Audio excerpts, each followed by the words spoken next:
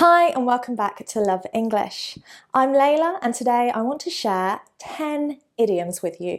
10 very common English idioms, but they are connected to autumn. The language that they use is rather autumnal in meaning. Leaves, nuts, trees, these kinds of words are being included in these idioms. Now, despite the fact that they are rather autumnal, it does not mean that they are restricted to being used in only the autumn months. These idioms are commonly used at all times of the year, so they are going to be exceptionally useful. Now, in the Northern Hemisphere at the moment, we are definitely in the middle of autumn. I'm wearing a nice warm woolly jumper today, and there is definitely a chill in the air. Now for me, I actually kind of like the autumn. In fact, my birthday is in October, so I have an autumn birthday. I love the changing of the seasons. I like going from summer to autumn, autumn to winter, and definitely winter to spring. So comment below and let me know, what is your favourite season of the year?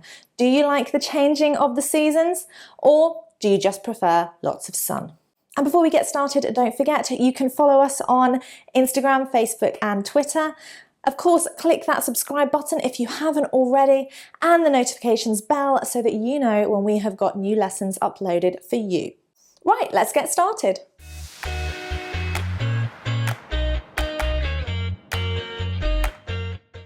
Number one, a very common idiom. I probably use it at least once a week, and I'm sure many people use it about me. To drive somebody nuts means to make them crazy, to annoy them, to irritate them, to the point that they feel a bit crazy. The kids were running around the house all day. They were driving me nuts. Can you turn the music down? It is driving me nuts. Now in English we do have a lot of idioms to talk about making someone feel a bit crazy. You can drive someone bonkers, drive someone crazy, drive someone mad. We often use the verb drive with these expressions. I suppose you're taking them to the point of madness. They are expressions, it doesn't mean that they're actually crazy, but again, be careful how you use them. You probably wouldn't want to say to your teacher, "You're driving me nuts." Maybe your friends. Number two, on the same theme of nuts, is to be nuts or to go nuts about something, or actually someone. Essentially, it means you really, really, really like them or it. She's nuts about that boy band One Direction. I don't know why. My friend seems to be totally nuts about her. I think he really likes her. Number three, an idiom relating to leaves, the plural of leaf. Leaf, leaves. Now, of course, we have lots of leaves in the autumn. They're falling to the ground. They look rather beautiful with the different kind of browns and maroon colours. But we have a lot of idioms that use the word leaf or leaves in them. To turn over a new leaf.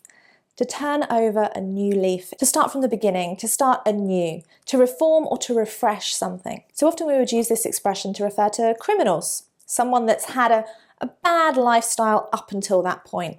He turned over a new leaf and got a good, honest job. He gave up his life of crime. Or to quit smoking. She quit smoking and turned over a new leaf. She had a much healthier lifestyle. Now, to be shaking like a leaf. Imagine the wind rustling a leaf and it's shaking in the wind. To be shaking like a leaf essentially means that you are shaking. It could be from fear or even the cold.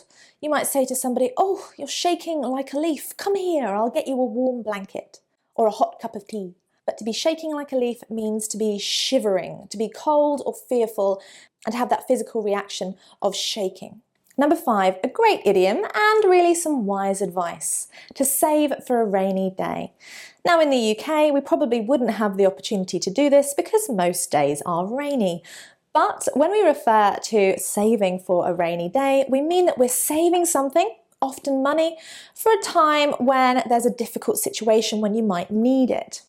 So, for example, I make sure that I've got some savings put to one side, money, just in case I need it for a rainy day. Now, it doesn't have to be money, it can be an object. For example, I bought the children a game, but I'm going to save it for a rainy day when they're really, really bored and need entertaining. So what might you save for a rainy day, for a time when there's an emergency and you need something saved? Now, unfortunately, in the autumn, we do tend to get a little bit unwell. You can get sick, get the flu, have a cold, because the weather is changing and our bodies need to adapt. And there's usually lots of germs going around. But when you say, I'm feeling a bit under the weather, it means that you're feeling a little bit unwell. If you say, I'm really under the weather, obviously you're very sick. But it's a great expression that we commonly use in English to say that you are feeling unwell. Sorry, I didn't come to school today. I was feeling a bit under the weather. Number 7 is a little bit more advanced. There's a deeper meaning to this idiomatic expression. You can't see the wood for the trees. You can't see the wood for the trees. Meaning that you can't grasp the bigger picture, the main issue, because you're too focused on the smaller details and maybe too close to the situation, so that you can't take a step back and really see what's happening. She was so focused on the small problems in her marriage, she didn't see the big ones. She couldn't see the wood for the trees. He was so focused on the small details of the business, worrying about how much they were spending on paper or what time the workers were getting in. He couldn't see the wood for the trees and see that the business was not doing well because it wasn't bringing in enough money.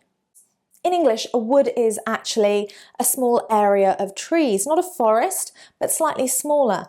And of course, if you're inside that wood, then you obviously can only see the trees and you can't see the actual wood itself. So it really is an idiom that you can make some sense of. Number 8, the autumn years. The autumn years, referring to somebody later in life, someone a little bit older.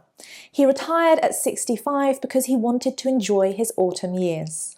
Nice simple one there. Number 9, to get wind of something. Wind, obviously, trees blowing. We had a very windy day the other day. But to get wind of something means to hear something, to hear a rumour about someone. So it might not necessarily be true, but you hear something from somebody and you think it might be. She got wind that they might be making some redundancies in the office. She got wind that he might be breaking up with her.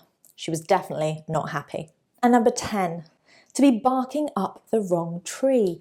This is a great expression, and again, I am leaving you with a more advanced expression. To be barking up the wrong tree means that you've got the wrong idea. To bark is the sound that a dog makes. That's right. And to be barking up the wrong tree means that you have got the wrong idea about something. That you've made a false, incorrect assumption. When I called her into the office, she thought I was going to fire her. She was completely barking up the wrong tree. She was actually called in for a promotion. When she saw him with another woman, she thought he was cheating. But in fact, it was his sister. She was totally barking up the wrong tree. So there we have it. 10 amazing autumn idioms that are used throughout the year. These are common idioms. You'll notice that I did in fact leave out "it's raining cats and dogs." Now, this is probably one of the first idioms you have learnt, but in fact, it's not that commonly. These 10 idioms that I have shared with you are much more commonly used in the English language. Of course, you can say "it's raining cats and dogs," but there's actually lots more expressions for that. And if you would like to learn more vocabulary about weather, we've got plenty of those for you. And of course, a lot of idioms lessons. So comment below and try and use some of these expressions in English. I'll check them and correct them for you. Thanks for watching. Bye.